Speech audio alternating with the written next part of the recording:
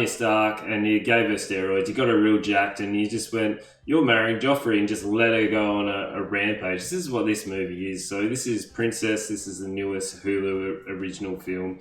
And I've never seen a film that's gone straight into someone who's literally going scene to scene and just having fights. So we're presented with our princess locked in a tower, which is pretty standard, like princessy kind of trope. But as soon as she wakes up, some guards come in and you're really presented into some confusion and like some gruesome actual scenes. Like in terms of her, when she's like stabbing one of the guards in the eyes, like she's got her like hairpin in there and it's like jamming it in there. Like I was really shocked to begin with. So I was not expecting how violent and how gruesome this actual film was going to be. I know it had an R rating, but I was expecting like some form of story. Like there's very, very little story in terms of she's obviously a strong-willed female and she's being forced to marry this sociopath who has come in and sort of like taken over the castle, and you know she has to make her way from the top of the castle to the bottom and just kill everything in sight. Where like I was so confused about everything. There are some really funny moments in it. Like I really liked when she was hiding in the bathtub and one of the guards turned around and, you know, started doing, "Ooh, I look good," and started doing his flexing and did the old chest, like the chest pump, and that was a good comical moment.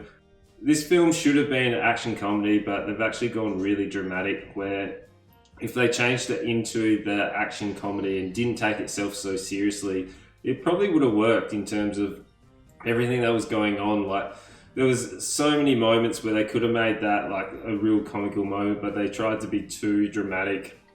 And like she's been trained in like all sorts of different combat, and it's kind of it just reminded me of kind of like Yu-Gi-Oh, the heart of the cards. Like if she's not fighting through her heart and like really believing in herself, she's not able to do it. There were some really cool, like the lady with the whip, like she was cool, a little bit over dramatic, but she always knew what was going on, and she was like, anytime the whip came out, you knew people were going to get like pretty sliced up, and there's like limbs coming off, and which is really surprising, and like there's chops one of the heads off. Like there's heaps going on, but the lack of story and literally just scene to scene where it's just her looking for a fight with very little dialogue. The only sort of like dialogue they have is a little bit of flashbacks to show her training and where she's going, and then a little bit with the main like with the main sort of two that want to obviously get her married and be able for him to become king. So the novelty of the gruesomeness and the action sort of wear off. Like there's a few action scenes where they're real corny, real cheesy, and it's just like the amount of forward rolls that she does is just outstanding.